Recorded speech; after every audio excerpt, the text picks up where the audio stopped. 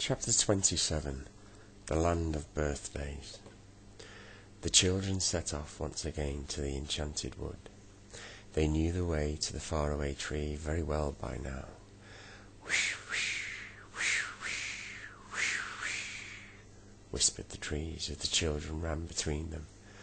Bessie put her arms around one and pressed her left ear to the trunk. What secrets are you saying today? She asked. We wish you a happy birthday, whispered the leaves. Bessie laughed. It was fun to have a birthday.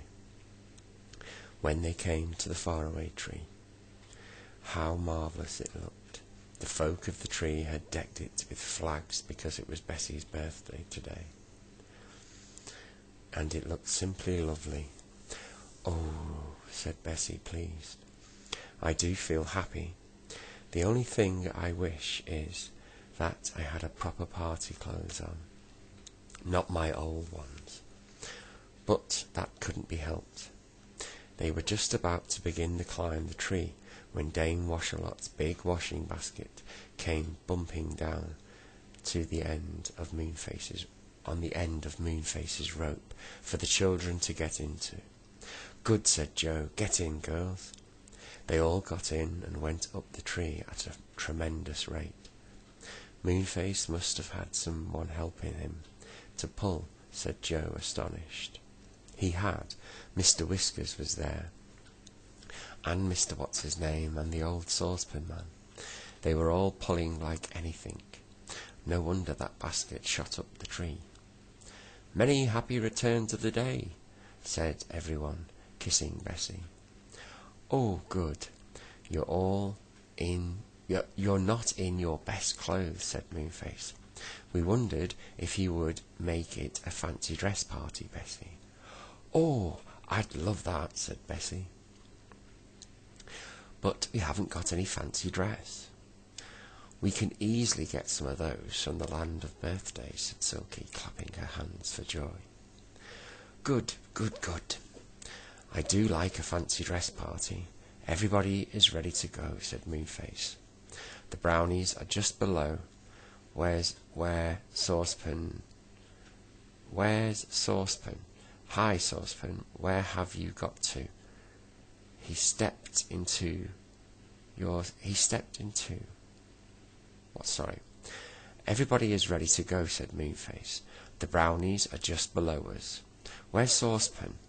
Hi, Saucepan. Where have you got to?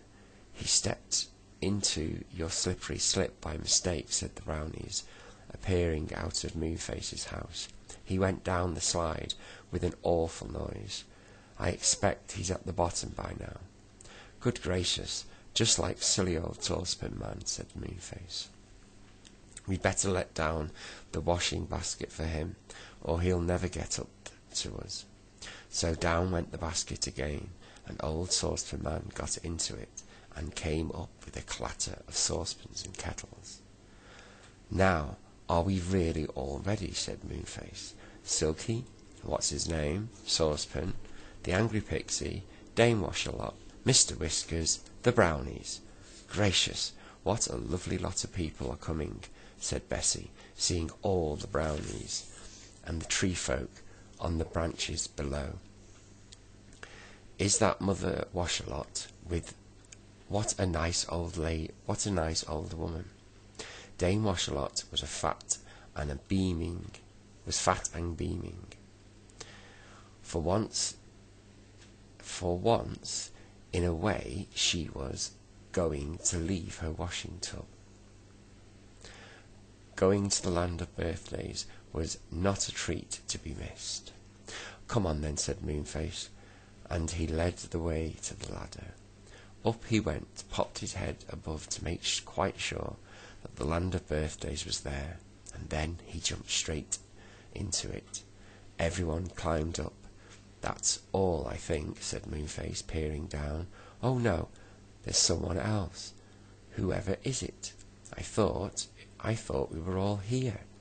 Gracious, it's my clock, said Silky. The one I got from the Land of Take What You Want. Sure enough it was. Ding dong, ding dong. it cried into indignity. Oh, I can't say that. Ding dong, it cried happily, as it climbed up onto on its flat feet. All right, we'll wait for you, said Silky. Go carefully up the ladder. You weren't really asked, you know. Oh, I love your clocks to come to my party, said Bessie at once.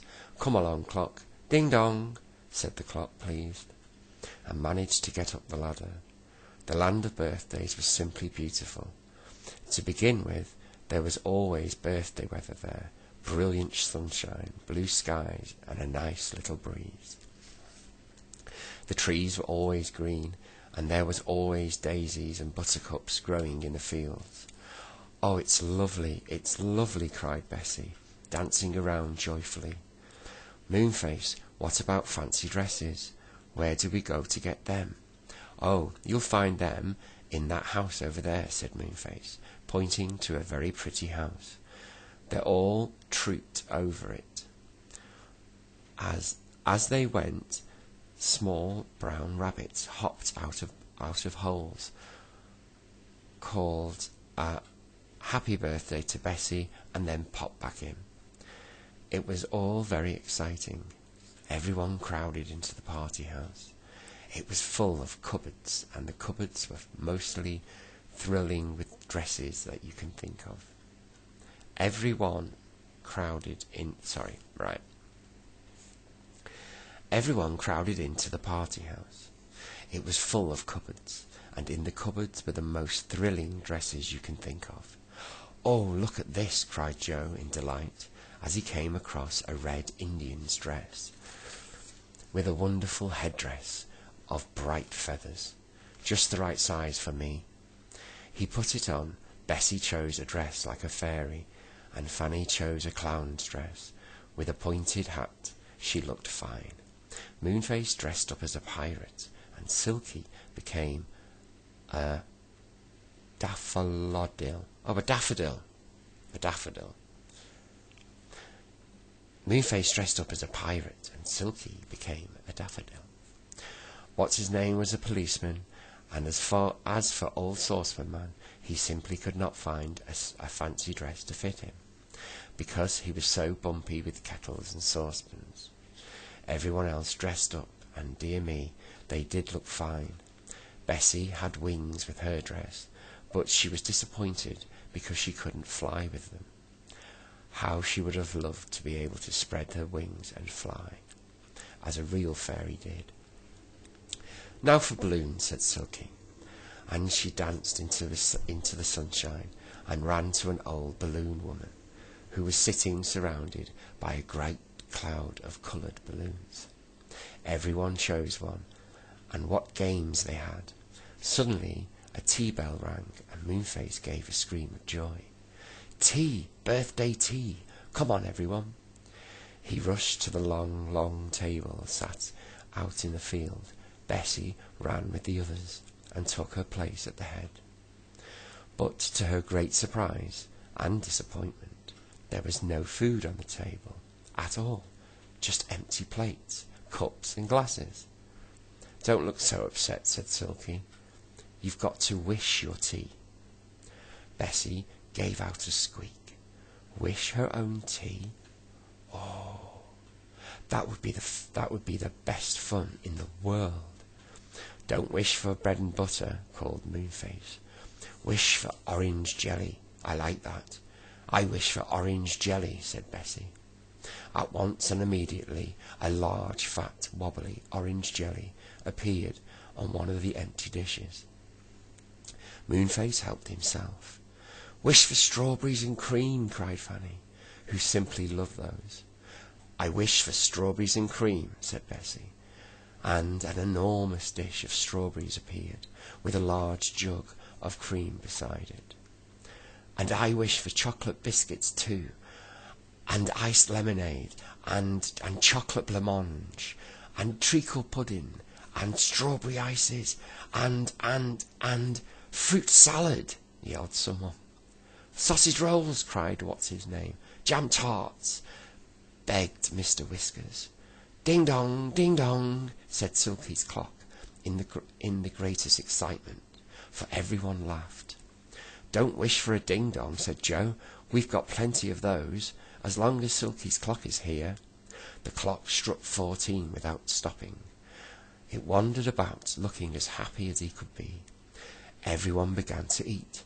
My goodness, it was a wonderful tea. The strawberries and cream and the ices went almost at once, for Mr. Whiskers and 50 brownies liked those very much. So Bessie had to wish for some more. What about my birthday cake? She asked Silky. Do I wish for that too? No, it just comes, said Silky. It will appear right in the middle of the table. Just you watch. Bessie watched. There was a wonderful silver dish in the middle of the table. Something seemed to be forming there.